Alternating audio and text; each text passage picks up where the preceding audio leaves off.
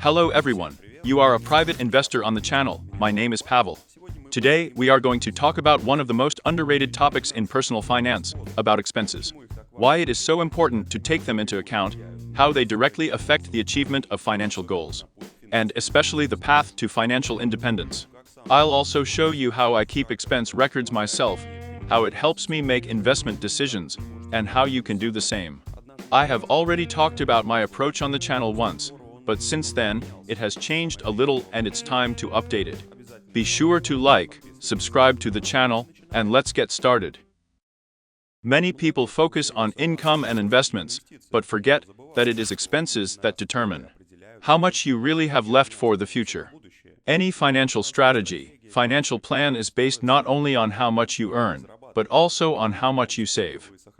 And you can save something only after covering all expenses. That's why their control is so important.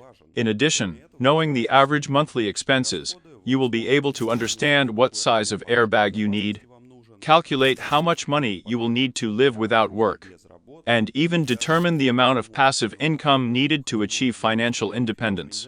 So, how can I keep track of expenses? I divide my expenses into 3 groups according to priorities, or more correctly, according to their criticality. According to inevitability. This helps to understand where it is possible to reduce, and where it is by no means impossible.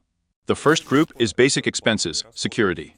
This includes groceries, rent or mortgage, utilities, medical expenses, and taxes. In general, this is something that, as a rule, cannot be postponed and will have to be paid anyway. Group 2. Important, but not so critical expenses base. These are children's sections and clubs, clothes, appliances, for example, a phone or laptop. Spending from this category can be reduced or postponed for a while, but in the long run, of course, they will be one way or another. Group number 3. Something that can be delayed. For me, this is the independence level. I include the following categories here: transport, cafes, education, sports and beauty, gifts, travel and entertainment. These are certainly important articles, but in an extreme situation, they can wait. How to keep track of expenses. There are no problems with this now at all. Fortunately, it is no longer necessary to collect any receipts or write down anything specifically. Almost all purchases are made using the card, which means that the data is available in the online banking. Plus, as a rule, the purpose of the transaction is put down there. So you don't have to remember what this or that payment was related to. With all this in mind, my approach to collecting expense data is as simple as possible. Once a month, usually on the last day, I upload a bank statement. I put all the expenses in an Excel spreadsheet. It takes 15 to 20 minutes maximum. At the same time, I divide the costs into the 14 categories listed above: food, transport, medicines, recreation, and so on. Then I aggregate everything into 3 groups, that is, according to criticality, and look at how expenses change in dynamics from month to month. And it's better to look at it and compare it on the scale of the year. Why is this necessary in a practical sense? Such statistics give several advantages at once. You can understand where the money really goes. You can see where there is potential for optimization, for some reasonable savings. You can also evaluate how expenses change over time, and most importantly, how the ratios for different groups of expenses look like. For example, if a large share falls on the most basic expenses, on the first group, then in such a situation, it will not be easy to optimize something. Conversely, if there are a lot of expenses from the second and third groups, then the degree of flexibility is high, if necessary. Something can be reduced. And most importantly, cost control is the basis for financial planning and calculation of passive income. Without understanding your current spending level, it will not be possible to determine how much money you need to earn passive income. That is, to enter the fire, if you have such a goal in front of you. For example, I use all this data when building a personal financial model. It is on the basis of expenses that I calculate investment goals and track progress.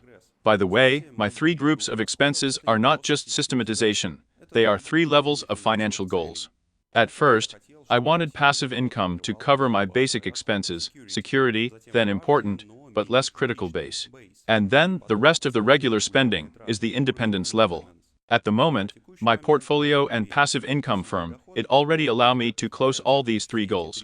Well, the next stage, the next benchmark is financial independence. In fact, to do this, I need some more buffer stock, exceeding the usual average expenses, in order to reduce the risks of some unforeseen situations, and, accordingly, to protect the portfolio from being eaten away. And what can be done in practice to save more without sacrificing comfort? Here are some simple, but really working options. Plan your purchases in advance. Impulsive purchases are the enemy of the budget. Enter the rules. If the thing is more expensive, for example, $50, or some of your comfortable amount, then postpone the decision for a day. Use cashback and discount programs.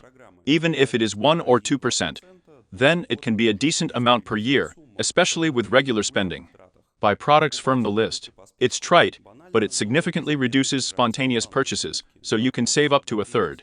Try to find a replacement for expensive habits. For example, homemade coffee instead of caffeine, and the like. Compare prices and set yourself limits by category. For example, no more than $100 a month for eating out. Consider it not as a limitation, but simply as a guideline. Use subscriptions consciously. Check at least once a year what you really use, and what you just keep paying for out of habit. Well, involve the family. When everything is in the topic, it's easier to keep discipline and look for solutions together. Cost accounting is not a bureaucracy, but a tool for control and growth. Without it, it is impossible to really assess your financial goals. And most importantly, you can start with a simple one, unloading from the bank, and a basic table. And if you add to this a few thoughtful habits, you can quietly save every month without any damage to the quality of life. Thank you for watching to the end. If the video was useful, like it, subscribe to the channel, and write in the comments. That helps you spend less and at the same time not reduce the quality of life. See you in the new issues, and all success in investments.